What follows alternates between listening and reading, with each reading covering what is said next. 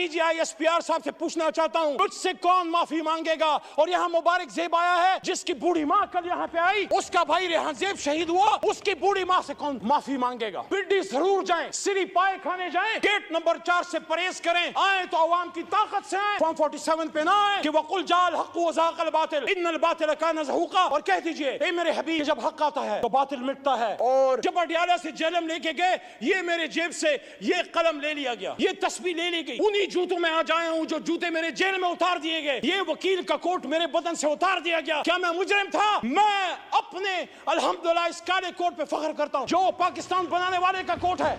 शुक्रिया। कलम की तस्वीर मत करो, इसी कायद की तस्वीर को लगा के पाकिस्तान के लोगों के ऊपर बूटों से उनको रोंदा जाता है। किसी को शक है तो कल जाके आजाद कश्मीर में देख ले, कल आजाद कश्मीर में क्या हुआ है। वो नजारे हम नहीं देखना चाहते। वो कैमरे जो जज साहिबान के बेडरूम्स में लग सकते हैं, उन कैमरों से वो दहशतगर्द कैसे छूट गए जिन्होंने जाके कभी बेनजीर को शहीद किया, कभी इमरान खान पे हमला किया। कहता हूँ वही बात, समझता हूँ जिसे हक, मैं जहर हलाहल को कभी कह न सका कंद, अपने भी खफा मुझसे हैं बेगानी भी ना खुश। कहता हूँ वही बात, समझता हूँ जिसे हक, उसको इसी पाकिस्तान में वजीराबाद में गोलियां मारेगी, 4 गोलियां खा के वो बैठा है अडियाला जेल में। क्या अडियाला गुंटानामो वे है जनाब स्पीकर साहब, डिप्टी स्पीकर साहब? वहाँ पाकिस्तान का आईन नाफिज अमल नहीं। आज भी हम अपने लीडर से नहीं मिल सकते। ये दाग दाग उजाला, ये शब गजीदा सहर, ये वो सहर तो नहीं जिसका इंतजार था। रावलपिंडी जहाँ से पाकिस्तान को मजबूत होना था, मजबूत होना है और मजबूत होगा, उसी रावलपिंडी में लियाकत अली खान शहीद हुआ। मेरे दोस्तों और मेरे भाइयों, आज से 2 साल पहले 9 अप्रैल की रात, जब आप मेरे बहुत से बहन भाई जो वहां बैठे हैं, आप यहां बराजमान थे और मैं हुकूमती बेंचेस पे पीछे शेख साहब की यहां मैं बैठा हुआ था, जो मेरी कुर्सी थी, और मेरे सामने मेरे लीडर की कुर्सी खाली थी।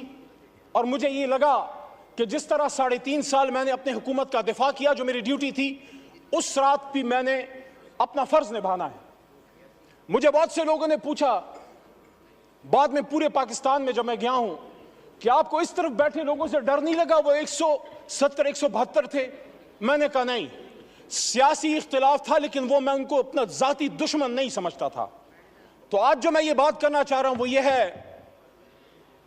कि जब पिछले 2 साल की तरफ मैं मुड़ के देखता हूं तो मुझे वही कहानी, खुर्शीद शाह साहब आपकी भी तवज्जो चाहिए, आप मेरे कायदे हिज़्ब इख्तिलाफ रहे हैं, तो मुझे वही कहानी रेप्लिकेट होती नजर आती है जो आज से 50 साल पहले इस ऐवान के एक मुंतखब कायदे ऐवान को जब फांसी के तख्तेदार पर लटकाया गया।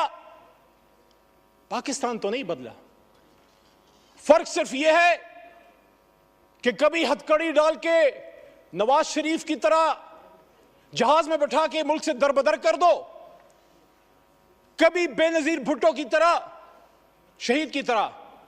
बाप फांसी पे चढ़ चुका है, बेटी को पाकिस्तान में रहने की इजाजत नहीं, मां समेत उसको मुल्क से दरबदर कर दिया गया, जो वो पता नहीं 17, 18 या 20 साल की होगी, मुझे नहीं पता, but she was young and unmarried at that time.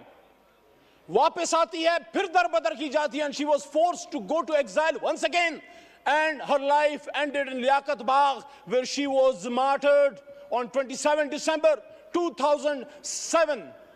वही लियाकत बाग जो एक और लीडर हमारा कायदे आजम का दायां हाथ खा चुका है। रावलपिंडी में, रावलपिंडी जहां से पाकिस्तान को मजबूत होना था, मजबूत होना है और मजबूत होगा, उसी रावलपिंडी में लियाकत अली खान शहीद हुआ। यह कि निसार में तेरी गलियों के वतन जहां चली है रस्म के कोई न सर उठा के चले, जो कोई चाहने वाला तवाफ को निकले, नजर चुरा के चले, जिस्म जा बचा के चले। उस कुर्सी पे जो आदमी बैठा होता था, इमरान खान, वो चाहे आप उसको पसंद ना करें, आपको पसंद ना आए, लेकिन कायदे ऐवान तो था। उसको इसी पाकिस्तान में वजीराबाद में गोलियां मारेगी, 4 गोलियां खा के वो बैठा है अडियाला जेल में। क्या अडियाला गुंटानामो वे है जनाब स्पीकर साहब, डिप्टी स्पीकर साहब? वहां पाकिस्तान का आईन नाफिज अमल नहीं। आज भी हम अपने लीडर से नहीं मिल सकते। वो कैमरे जो जज साहिबान के बेडरूम्स में लग सकते हैं, उन कैमरों से वो दहशतगर्द कैसे छूट गए जिन्होंने जाके कभी बेनजीर को शहीद किया, कभी इमरान खान पे हमला किया।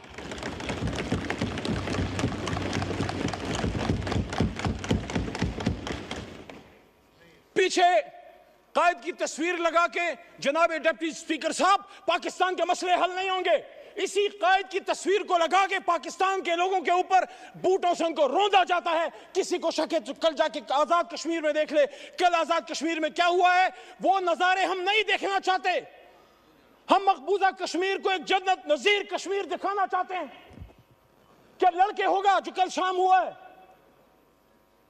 कायद आजम ने 1948 में जनाब डिप्टी स्पीकर साहब फरमाया था, और आर्म फोर्सेस को कोटा स्टाफ कॉलेज में जाके बात करते हैं, कायद की बात करें, बताएं इनको, जिनको कायद की फरमान और जिनको कायद पसंद नहीं है, जिनको कायद की लीडरशिप के अहकामात पसंद नहीं है, वो फिर अपने लिए कोई और मुल्क जाके ढूंढ लें। पाकिस्तान में रहना है तो कायद की स्टेटमेंट्स, उनके हुक्म पे पाकिस्तान चलेगा। 1948, founder of Pakistan Quaid Azam Mohammad Ali Jinnah staff college says, armed forces को कह रहे हैं, आई होप इसको बीप ना कर दिया जाए, ये कायद आजम का फरमान है, इमरान खान का नहीं। आपको आदत पड़ गई है बीप करने की। आई वॉन्ट टू रिमेंबर, आपकी इजाजत से, that the executive authority flows from the head of the government, which is the chief executive, which is the Prime Minister of Pakistan. उसको गवर्नर जनरल होते थे sir. This is the legal position. Do not forget that the armed forces are the servants of the people. मत भूलें कि arm forces पाकिस्तानियों के खिदमत गुजार हैं। You do not make national policy. Arm forces को कह रहे हैं कि आप नेशनल पॉलिसी नहीं बनाते। It is we the civilians. ये सिविलियन लीडरशिप, ये जो 25 करोड़ की नुमाइंदा, ये जो गुलदस्ता इधर बैठा है, फॉर्म 47 या 45 पे बाद में आएंगे। इस वक्त ऐवान की बात है, यहां से पॉलिसी बनेगी। मैं नहीं कह रहा, वो कह रहा है। This is the legal position. Do not forget that the armed forces are the servants of the people. You do not make national policy. It is we the civilians who decide these issues, and it is your duty to carry out these tasks with which you are entrusted. क्या 1958 में हुआ? क्या 1977 में हुआ? क्या 1998 में हुआ? लेकिन एक उनकी तरफ से दावत आई है, राना सनाउल्लाह साहब की तरफ से मुज़ाकरात की, आसिफ जरदारी साहब की तरफ से भी दावत आई मुज़ाकरात की। मैं आज तहरीक इंसाफ की तरफ से ये बात यहां रखना चाहता हूं कि कब इमरान खान साहब ने मुज़ाकरात से इनकार किया, 5 अगस्त को जब गिरफ्तार हो रहे थे, जब उनको उठाया जा रहा था, तो मेरे जनाब डिप्टी स्पीकर साहब, उन्होंने उस दिन भी कहा कि हम सबसे बात करने के लिए तैयार हैं, लेकिन बात की नुकात क्या होंगे? क्या हम सच पे आएंगे? क्या हम सच बोलेंगे? क्या हम सच बोलेंगे? ट्रूथ एंड रिकंसिलिएशन कमीशन के लिए सच्चाई जो है वो पहली शर्त है। आसफा बीवी को मैं वेलकम करता हूं, ऐवान में शहीद बेनजीर भुट्टो साहिबा की साहबजादी हैं। देखिए जनाब डिप्टी स्पीकर साहब, अगर हम समझते हैं कि पाकिस्तान को ठीक होना है तो फिर हम लोगों ने फैसले करने। हमें कोई ब्रोकर, कोई डीलर, कोई शख्स हमें नहीं चाहिए जो हम आपस में बैठाए। जब हम अपनी लड़ाई यहां से बाहर लेके जाएंगे, फिर सुप्रीम कोर्ट भी अमल में आएगी और फिर पिंडी और अपारा बहुत सी जगह और अमल में आएंगी। मेरी आपसे दरखास्त है, स्पीकर की कुर्सी इनिशिएटिव ले। हमारा सबसे पहला नुक्ता जनाब इमरान खान साहब और असीरान की रहाई है। पॉलिटिकल केसेस हैं। वो शख्स जो वजीर आजम था, अचानक उस पे कैसे 150-200 केसेस बन गए? He's a political prisoner. He's a prisoner of conscience. And I'm not defending whatever atrocities have been done to you in the past. अगर हम उस पे जाएंगे तो फिर बात हल नहीं होगी। यहाँ इजाजुल हक साहब भी मौजूद हैं, उनसे एहतराम का रिश्ता है, लेकिन जो हुआ माजी में वो ठीक तो नहीं था। अगर हम यहाँ अपने कर्बनाक और दर्दनाक माजी पे शर्मिंदा नहीं होंगे, सच नहीं बोलेंगे, मुल्क नहीं जाएगा आगे। जिसने माजी में गलत किया हम तो नहीं थे, हम अपने पुरखों की अच्छी बातों को याद करते हैं, गलत बातों को डिफेंड हम ना करें।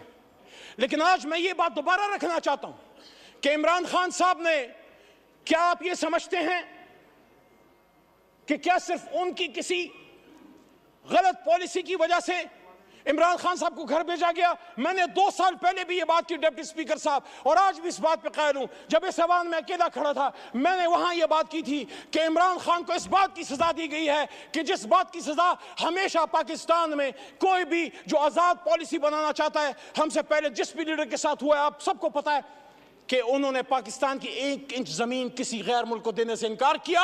और जब यहां 2 OIC कॉन्फ्रेंसें की और जब मुस्लिम ब्लॉक की बात की, उम्मत मुस्लिमा को इकट्ठे करने की बात की, तो यहीं पे बिलावल साहब मौजूद थे। वहां से मैंने उनको बात की कि बिलावल साहब, आपके नाना ने भी मुस्लिम उम्मा को इकट्ठा किया। मेरे लिए ये दाग दाग उजाला, ये शब गजीदा सहर, ये वो सहर तो नहीं जिसका इंतजार था, ये वो सहर तो नहीं।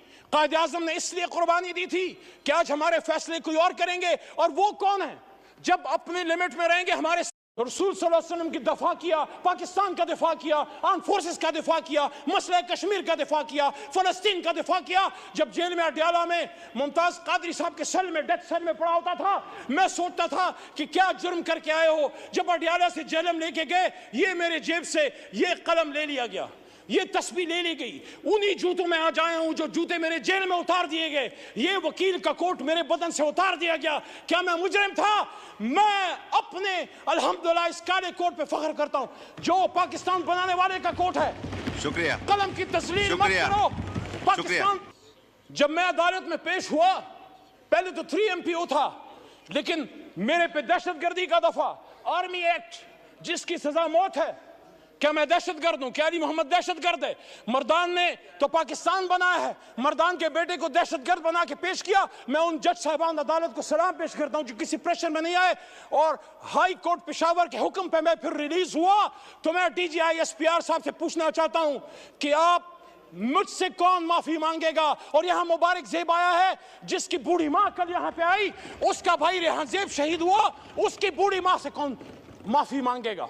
जो माफियों के चक्कर से निकले। और आओ वहां पे बैठते हैं सियासी, आखिरी बात, सियासी जमातें बैठे, मसाइल का हल निकालें, वरना यही होता रहेगा। किसी चोर दरवाजे से आने की जरूरत नहीं है। पिंडी जरूर जाएं, सिरी पाए खाने जाएं, गेट नंबर 4 से परहेज करें। आए तो अवाम की ताकत से आए, फॉर्म 47 पे ना आए। और जब भी आए, जब अवाम आपके पीछे होगी, पाकिस्तान आपके पीछे होगा, अल्लाह आपके पीछे होगा। और इसी बात के साथ जो मैंने 2 साल पहले की थी कि वकुल जाल हक़ व ज़ाक़ल बातिल इन्नल बातिल कान ज़हूक़ा, और कह दीजिए ए मेरे हबीब कि जब हक आता है तो बातिल मिटता है, और बातिल तो है ही मिटने के लिए। पाकिस्तान जिंदाबाद, पाकिस्तान की जमहूरियत जिंदाबाद।